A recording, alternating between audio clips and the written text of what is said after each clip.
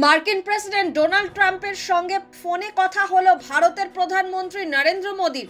ভারতের বিদেশ সচিব বিক্রম মিস্ত্রি দুই রাষ্ট্রনেতার ফোন আলাপের বিষয়টি জানিয়েছেন। তার কথায় মোদী এবং ট্রাম্পের মধ্যে ফোনে ৩৫ মিনিট কথা হয়। তিনি আরও জানান, ট্রাম্পকে অপারেশন সিঁদুর সম্পর্কে বিস্তারিতভাবে জানিয়েছেন মোদী।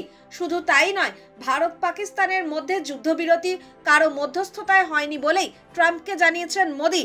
ওঠেনি বাণিজ্যের প্রসঙ্গ। বুধবার হোয়াইট হাউসে ট্রাম্পের সঙ্গে দেখা করার কথা পাকিস্তানের সেনাপ্রধান আসিম মুনিরের। তার আগেই ট্রাম্প ও মোদীর মধ্যে কথা হলো।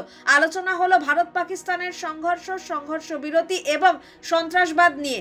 অপারেশন সিঁদুরের পরেই প্রথম মোদী এবং ট্রাম্পের মধ্যে সরাসরি কথা হলো।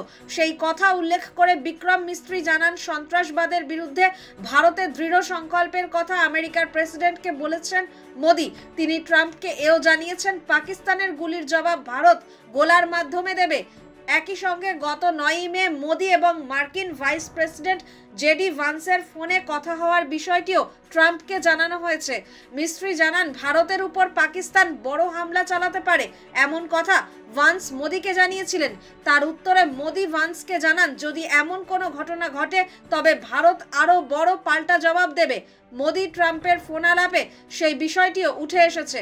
ট্রাম্পকে মোদী বলেন, ভারত পাকিস্তানের হামলার যথাযথ জবাব দিয়েছে, ওদের সেনা ছাউনি ধ্বংস করেছে। ভারতের পাল্টা হামলার পরেই পাকিস্তানের তরফে সংঘর্ষ বিরতির প্রস্তাব আসে।